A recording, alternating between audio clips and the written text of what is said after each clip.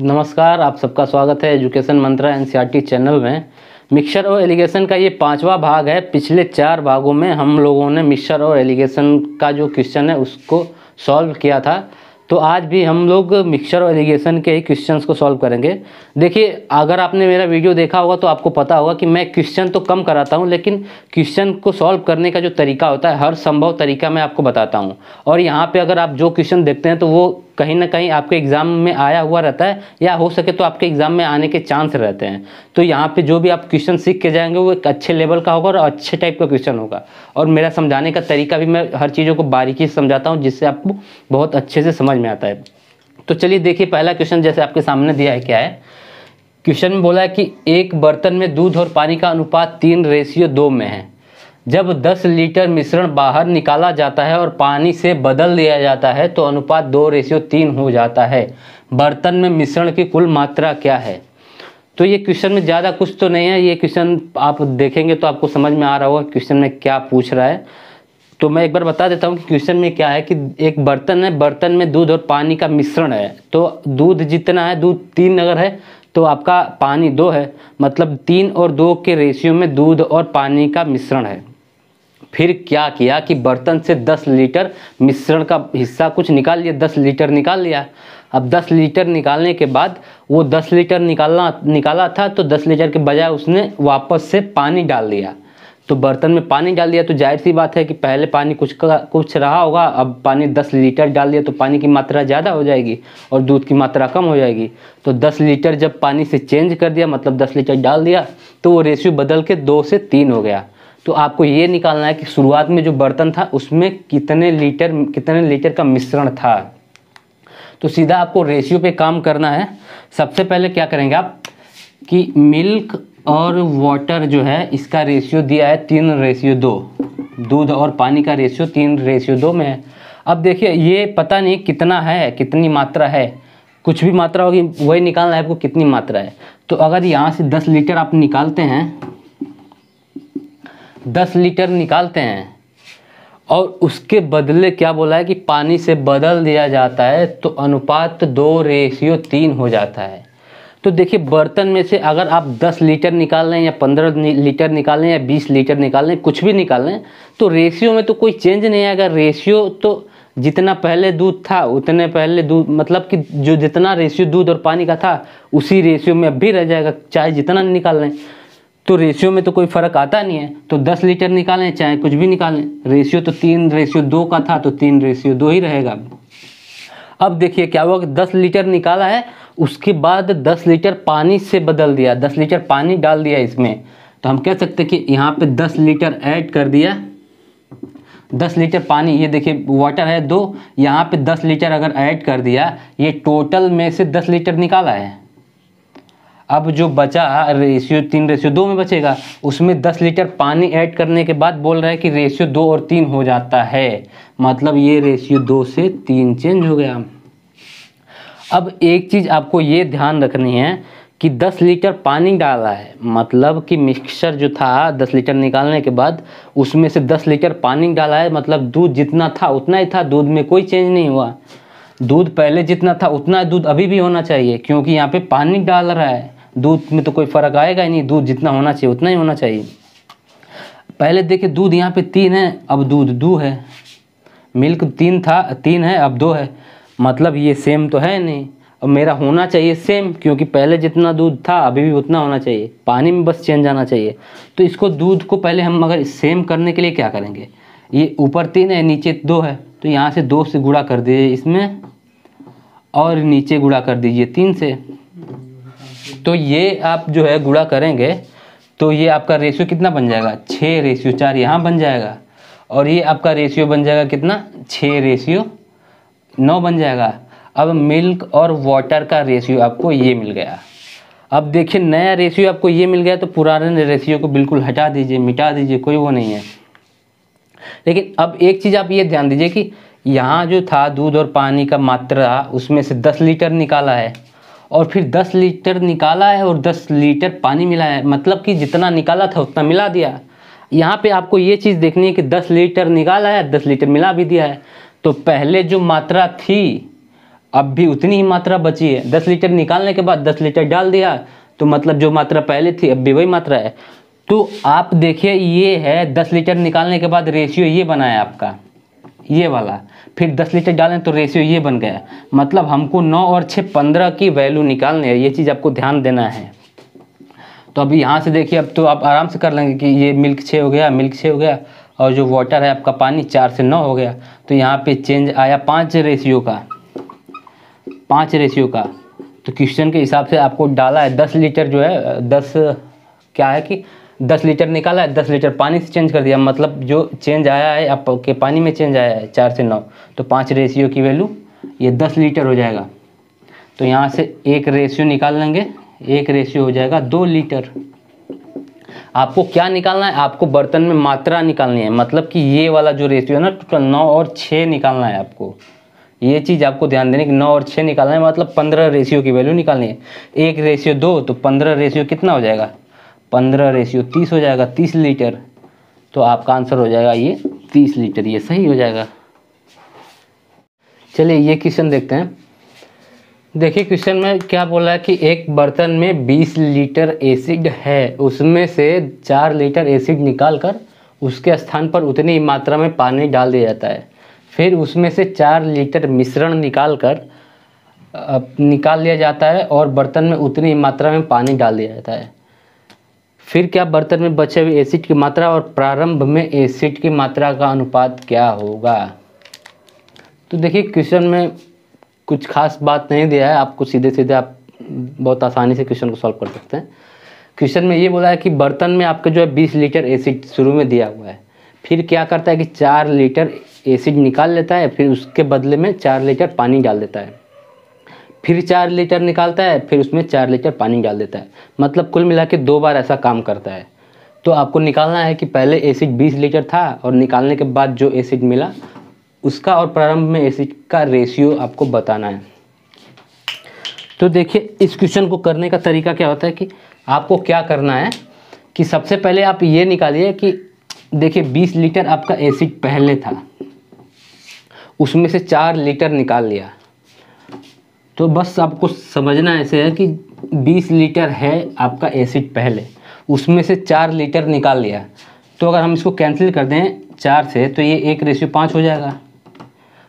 हम इसको ऐसे कह सकते हैं ना कि 1/5 है, मतलब 5 में से 1 भाग। अगर 5 एसिड है तो उसमें 1 भाग निकाल लिया, 1 भाग निकाल लिया, ये कह सकते हैं।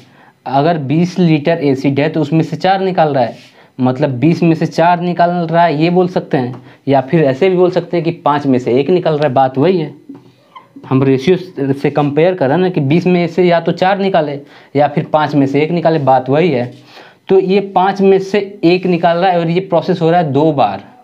ये देखिए आपको 4 लीटर निकाला, फिर 4 लीटर निकाला, मतलब 2 बार ये प्रोसेस हो रहा है। तो आप 5 से 1 में 5 2 बार रेशियो 2 बार बना लीजिए। 5 अगर एसिड है तो उसमें 1 निकाल रहा है। अब देखिए 5 एसिड में 1 एसिड निकालेंगे तो कितना बचेगा एसिड, 5 एसिड में से 1 निकाल देंगे तो 4 एसिड बचेगा। ये बचा हुआ है एसिड पहले का था, मैं इसको लिख लेता हूँ कि प्रारंभिक मात्रा है ये, प्रारंभिक मात्रा। और ये बची हुई मात्रा ये शेष कर देते, शेष मात्रा। अगर 5 लीटर एसिड पहले था उसमें से 1 निकाला तो 4 हुआ। ये प्रक्रिया 2 बार हुई, मतलब 5 से 4 हुआ। अब आपको सक्सेसिव लगाना है। 5 से 5 में गुणा करेंगे तो ये 25 हो गया, और 4 में 4 से गुणा करेंगे तो 16 हो जाएगा। तो बस आपको क्या निकालना है कि एसिड की मात्रा और प्रारंभ में एसिड की मात्रा का अनुपात, मतलब जो बचा उससे प्रारंभ में एसिड, तो बचा कितना 16, और प्रारंभिक मात्रा अगर 25 थी तो उसमें 16 बचा, तो रेशियो निकालना है। तो हम कह सकते हैं कि 16 बचा हुआ मात्रा है, उसमें 25 आपका प्रारंभिक मात्रा है। तो ये आंसर आपका ये ऑप्शन सही हो जाएगा। अब दूसरा तरीका है कि फार्मूला से आप कर सकते हैं। तो फार्मूला से याद, अगर फार्मूला आपको याद रहता तो अच्छी बात है, फार्मूला से ही कर सकते हैं। फार्मूला क्या होता है आपका, फार्मूला होता है बची हुई मात्रा बराबर, बची हुई मात्रा बराबर क्या होता है आपका, प्रारंभिक मात्रा, प्रारंभिक मात्रा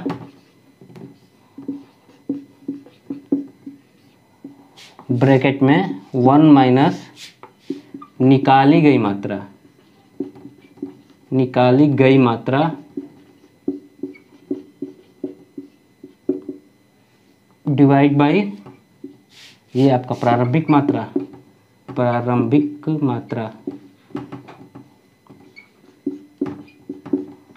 टू द पावर n का मतलब क्या है कि n जो ये प्रक्रिया जितनी बार किया जाता है वो n की वैल्यू रखते हैं। जैसे यहाँ पे ये प्रक्रिया 2 बार हुई है तो यहाँ n की वैल्यू 2 रखेंगे। तो ऐसे भी निकाल सकते हैं, बची हुई मात्रा इज इक्वल टू प्रारंभिक मात्रा ब्रैकेट में 1 माइनस निकाली गई मात्रा अपन प्रारंभिक मात्रा टू द पावर n। तो ये फार्मूला अगर याद रख पाते हैं तो ठीक है, नहीं तो आप वो रेशियो के मेथड से भी जा सकते हैं। चलिए ये क्वेश्चन देखिए, इस क्वेश्चन को लेने का मतलब यही है कि आप जो पिछला क्वेश्चन किए थे ना उसी के बेस पे उसी जैसा ये क्वेश्चन है, बस थोड़ा सा डिफरेंस है इसमें। तो इस क्वेश्चन को कर लेंगे तो वो तरीका आपको समझ में आ जाएगा और ऐसे क्वेश्चन करने लगेंगे आप। देखिए क्वेश्चन में बोला है कि एक बर्तन में 50 लीटर दूध है, उसमें से 5 लीटर दूध निकाला जाता है तथा उतनी ही पानी डाल दिया जाता है। इस प्रक्रिया को 2 बार दोहराया गया है, अंत में बर्तन में कितना दूध बचा है। तो सेम पिछले क्वेश्चन की तरह है, इसमें क्या है कि 50 लीटर का दूध है, उसमें से आप 5 लीटर निकाल लिए, फिर 5 लीटर के बजाय आप सेम वही 5 लीटर का पानी डाल दिए, उसमें बर्तन में 5 लीटर पानी डाल दिए। तो एक बार किए, फिर उसके बाद 2 बार और किए, मतलब ये प्रक्रिया 3 बार हुई। 5 लीटर निकाला दूध, 5 लीटर पानी डाला, फिर मिश्रण से 5 लीटर निकाला, 5 लीटर डाला, ये प्रक्रिया 3 बार हुई। तो 3 बार ये प्रक्रिया करने के बाद कितनी मात्रा बची है दूध का वही निकालना है आपको। तो मैंने बताया था कि आप सीधे सीधे रेशियो ले लीजिए, क्या है कि 50 लीटर बर्तन में 50 लीटर दूध है, तो 50 लीटर में अगर 5 लीटर आप निकालेंगे तो इसका मतलब ये हम कह सकते हैं कि इसकी वैल्यू होगी 1/10, यानी कि 10 में 1 भाग निकालते हैं, 10 में 1 लीटर निकालते हैं। 50 में 5 निकालिए या फिर 10 में 1 निकालिए, बात तो एक ही है।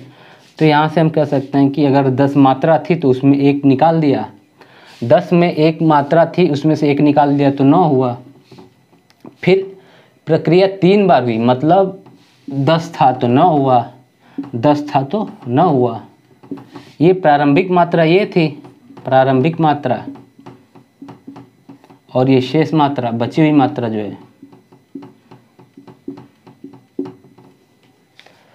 अब आपको निकालना है कि अंत में बर्तन में कितना दूध बचा। तो हम यहाँ से कह सकते हैं कि अगर प्रारंभिक मात्रा 1000 थी, 10 × 10 = 1000, तो यहाँ पे 3 बार गुणा करेंगे 9 का, तो ये हो जाएगा 729। अगर मात्रा 1000 थी तो आपका शेष बची हुई मात्रा 729 है, लेकिन यहाँ पे अगर मात्रा 50 है तो वही निकालना है। तो 1000 पे मात्रा आपका बच रहा है 729, 1000 पे 729 बच रहा है, तो एक मात्रा पे कितना बचेगा 729/1000। लेकिन आपका शुरू में बर्तन में 50 लीटर दूध था, तो मतलब 50 की वैल्यू निकालेंगे तो हम इसमें क्या कर देंगे 729/1000 × 50, 0 से 0 कैंसिल हो जाएगा, 5 से इसको कैंसिल कर देंगे तो 20 बार जाएगा।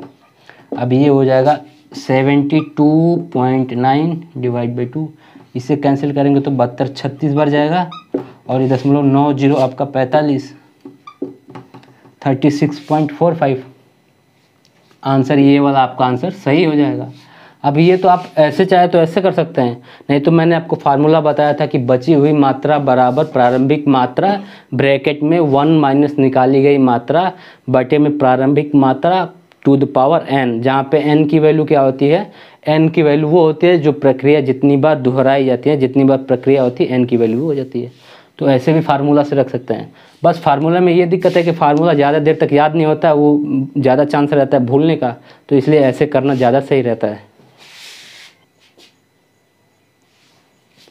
देखिए ये क्वेश्चन है कि 3 बर्तन में दूध और पानी के मिश्रण की समान मात्रा क्रमशः 6:1, 5:2 तथा 3:1 के अनुपात में है। यदि सभी मिश्रणों को एक साथ मिला दिया जाए तो अंतिम मिश्रण में दूध और पानी का अनुपात क्या होगा।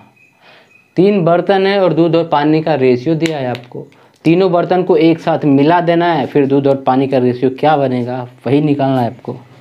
तो इसमें कुछ नहीं है, बस थोड़ी सी कैलकुलेशन है और कोई बात नहीं है। 3 बर्तन है, देखिए बर्तन पहले बर्तन में 6:1 में यहाँ पे देखिए मिल्क है, वाटर है, दूध और पानी है ना, तो 6:1 में है।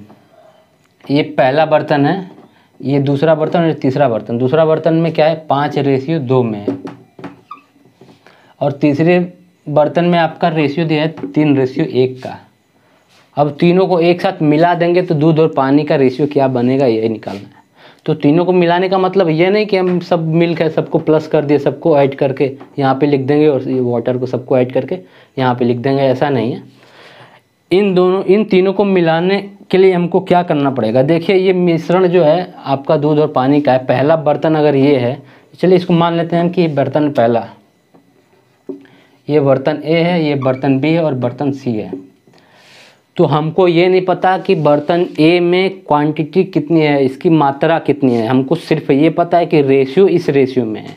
बर्तन बी है तो बर्तन बी में भी नहीं मालूम है कि मात्रा कितनी है, आपको रेशियो मालूम है। सी में भी वही है कि मात्रा तो किसी की मालूम नहीं है, आपको सिर्फ रेशियो मालूम है। तो बिना मात्रा हुए हम कैसे निकाल सकते हैं, मतलब कि अगर इसकी मात्रा सेम होती, इसकी भी मात्रा सेम होती, इसकी भी मात्रा सेम होती, तब हम सीधा सीधा मिल्क को मिल्क के साथ और वाटर को वाटर के साथ ऐड कर देते हैं। तो इस टाइप के क्वेश्चन को करने का तरीका क्या होता है कि आप देखिए कि ये 6 और 1 टोटल करिए, इसको ये हो जाएगा 7, 5 और 2 7, और इसको ऐड करेंगे तो 3 और 1 4। मतलब बर्तन ए और बर्तन बी में हम कहें तो 7 है। क्वांटिटी इन दोनों की इन दोनों की मात्राएं समान हैं, मतलब जितनी क्वांटिटी ए की है उतनी क्वांटिटी बी की है, बस ये सी की क्वांटिटी सेम नहीं है, ये यहाँ पे 4 है। तो ऐसा करते हैं कि तीनों को एक समान हमको बनाना है। तो यहाँ पे 7 है, यहाँ पे 7 है, 4 है। तो यहाँ पे हम क्या करते हैं कि यहाँ पे 4 से गुणा कर देते हैं। ये भी 7 है, यहाँ पे 4 से गुणा कर देते हैं। अब यहाँ 4 है तो यहाँ पे 7 से गुणा कर देते हैं। अब देखिए ये 4 में 7 गुणा करेंगे 28, 4 में 7 का गुणा करेंगे 28, 4 में 7 का गुणा करेंगे 28। तो अब इनका जो है ये मात्राएं सेम हो गई, इसकी मात्रा और इसकी मात्रा सेम हो गई। तो हम मिल्क के साथ और मिल्क को मिल्क के साथ, वाटर को वाटर के साथ ऐड कर सकते हैं। तो अगर 4 को गुणा करेंगे तो ये पूरे रेशियो में गुणा करना पड़ेगा। तो इनका रेशियो कितना बन जाएगा, 4 का गुणा कर देंगे तो ये 24 हो जाएगा, 24 और ये 4 हो जाएगा। फिर 4 का गुणा इसमें करेंगे तो 20 और ये 8 हो जाएगा। फिर 7 का गुणा इसमें करेंगे तो 21 और 7 हो जाएगा ये। अब ये मिल्क है आपका, ये वाटर है। अब सबको ऐड कर सकते हैं क्योंकि सबकी मात्राएं सेम हो गई।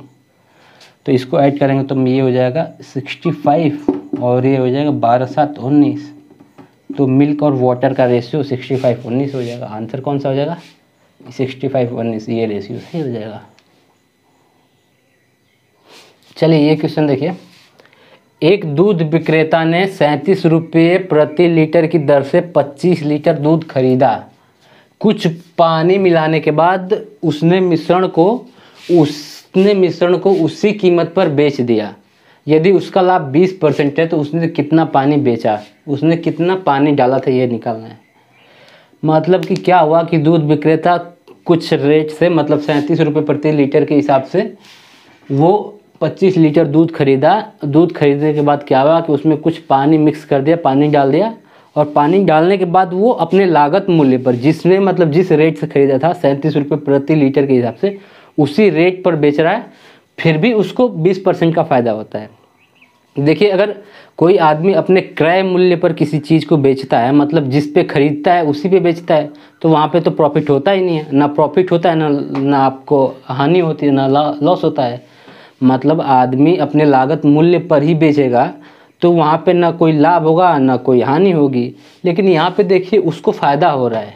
यहाँ पे क्वेश्चन में बोला ना कि पानी मिलाने के बाद उसने मिश्रण को उसी कीमत पर बेच दिया यदि उसका लाभ 20% है, मतलब कि अपने लागत मूल्य पर बेचने के बाद भी उसको 20% का फ़ायदा होता है। तो आप बताइए कि पानी कितना डाला था, ये निकालना है। तो 20% का फ़ायदा क्यों हो रहा है, आपको ये सोचने वाली चीज़ है। 20% का फ़ायदा इसको इसलिए हो रहा है क्योंकि इसने क्या किया कि दूध में पानी मिला दिया। पानी मिला दिया तो इसकी क्वांटिटी ज़्यादा हो जाएगी। अब क्वांटिटी ज़्यादा हो जाएगी, लागत मूल्य पे बेचेगा तब भी उसको फ़ायदा हो जाएगा। तो यही चीज़ है कि ये जो है विक्रेता दूध में पानी मिक्स कर दे रहा है, पानी मिक्स कर रहा है, इसकी वजह से प्रॉफिट हो रहा है। तो हम कह सकते हैं कि जो भी लाभ होगा, ये लाभ क्यों होगा? लाभ होगा पानी की वजह से। तो लाभ परसेंटेज जो होगा आपका ये पानी की वजह से होगा। जितना पानी है उतना लाभ, जितना पानी मिलेगा उतना लाभ होगा। अगर पानी कुछ और मिलाता तो 20% के बजाय कुछ और उसको लाभ मिलता। तो बस यही चीज़ आपको करना है कि देखिए 20% का लाभ का मतलब क्या हुआ? 20% की फ्रैक्शन वैल्यू होती है 1/5। 20% की फ्रैक्शन वैल्यू 1/5। अब ये लाभ ले रहा है, मतलब जितना दूध है, जितना मतलब लाभ हो रहा है उतना पानी मिला रहा है, जितना पानी मिला रहा है उतना लाभ हो रहा है। तो हम कह सकते हैं ना कि ये 5 लीटर में 1 लीटर पानी मिला रहा है, तभी तो उसको फ़ायदा हो रहा है। 5 लीटर अगर दूध है तो उसमें 1 लीटर पानी मिला रहा है। तो हम इससे ये कह सकते हैं कि 5 लीटर में 1 लीटर पानी मिला रहा है। तो क्वेश्चन में दिया है कि 25 लीटर दूध खरीदा तो उसमें कितना पानी मिलाया होगा? तो जाहिर सी बात है 5 में 1 लीटर मिला रहा है तो 25 में कितना मिलाएगा? तो 5 में 1 मिला रहा है मतलब इसका 5 गुना ये, तो यहाँ पे मिलाएगा 5 लीटर। 5 लीटर में 1 लीटर पानी मिला रहा है तो 25 लीटर में आपका 5 लीटर मिला देगा। यही करना है बस। चलिए ये क्वेश्चन है कि प्लेटफार्म पर खड़े व्यक्ति को महसूस हुआ कि पूर्व से आने वाली रेलगाड़ी उसे 25 सेकंड में एवं पश्चिम से आने वाली रेलगाड़ी उसे 38 सेकंड में पार कर जाती है। यदि वह एक दूसरे को पार करने में 31 सेकंड का समय लेती है तो इनकी चालों का अनुपात बताइए। देखिए क्वेश्चन में क्या बोला है कि एक आदमी खड़ा है, कोई आदमी, एक ट्रेन आती है पूरब से और एक पश्चिम से, तो वो ये देखता है कि ये महसूस करता है कि जो पूरब से आने वाली रेलगाड़ी है उसको आदमी को 25 सेकंड में पार कर देती है, और जो पश्चिम से आने वाली रेलगाड़ी है वो उसी आदमी को 38 सेकंड में पार कर लेती है। मतलब आदमी को पार कर लेती है, मतलब रेलगाड़ी अपनी दूरी चलेगी। ये पूरब से आने वाली रेलगाड़ी भी अपनी दूरी चलती है और पश्चिम से आने वाली रेलगाड़ी भी अपनी दूरी चलती है। तो हम ये कह सकते हैं ना कि ये जो पूरब से आने वाली रेलगाड़ी है वो 25 सेकंड में अपनी लेंथ के बराबर चल लेती है। ये 25 सेकंड में अपनी लेंथ के बराबर चलती है, और ये जो पश्चिम से आने वाली रेलगाड़ी है वो अपनी लेंथ के बराबर ये 38 सेकंड में पार करती है। मतलब ये जो 38 सेकंड है ये अपनी लंबाई के बराबर चल लेती है 38 सेकंड में, अपनी लंबाई की बराबर दूरी चलती है 38 सेकंड में, ये अपनी लंबाई के बराबर दूरी चलती है ये 25 सेकंड में। अब दोनों अगर एक साथ मिल जाते हैं, गाड़ी एक दूसरे को क्रॉस करती हैं, दोनों को एक दूसरे को क्रॉस करती हैं, तब इनको टाइम कितना लगता है? तब इनको 31 सेकंड का टाइम लगता है। तो आपको क्या निकालना है कि इनके चाल का रेशियो निकालना है, इनके जो है स्पीड का रेशियो निकालना है। तो आपको पता है कि जब भी आप एलिगेशन लगाते हैं टाइम में, समय में आप एलिगेशन लगाते हैं तो आपको स्पीड का रेशियो मिल जाता है। हम अगर समय में एलिगेशन लगाते हैं तो आपको चाल का अनुपात मिल जाएगा। तो यहाँ भी हम करेंगे कि समय में एलिगेशन लगा देंगे तो आपको चाल का निकालना है तो चाल का मिल जाएगा। तो यहाँ से देखिए एलिगेशन लगाएंगे तो पहले 25 सेकंड है और दूसरी वाली रेलगाड़ी जो है 38 सेकंड में पार करती है। दोनों को मिला देते हैं तो 31 सेकंड में पार करती है। तो बस इसको आपको एलिगेशन लगा देना है। 38 से माइनस करेंगे 31, ये हो जाएगा 7, फिर 31 में से 25 माइनस करेंगे तो 6 हो जाएगा। मतलब ये जो रेशियो है आपका चाल का अनुपात है, ये चालों का अनुपात है। चालों का रेशियो आपके इसके चाल का रेशियो 7:6 हो जाएगा, ये आंसर हो जाएगा। ठीक है, तो बस आज के लिए इतना ही रहने देते हैं। अगले क्लास में हम लोग देखेंगे एलिगेशन का ही बैटिंग एवरेज और बॉलिंग एवरेज पे जो क्वेश्चन बनते हैं उस टाइप के क्वेश्चन को करेंगे। ठीक है, तो चलिए मिलते हैं अगली क्लास में। धन्यवाद।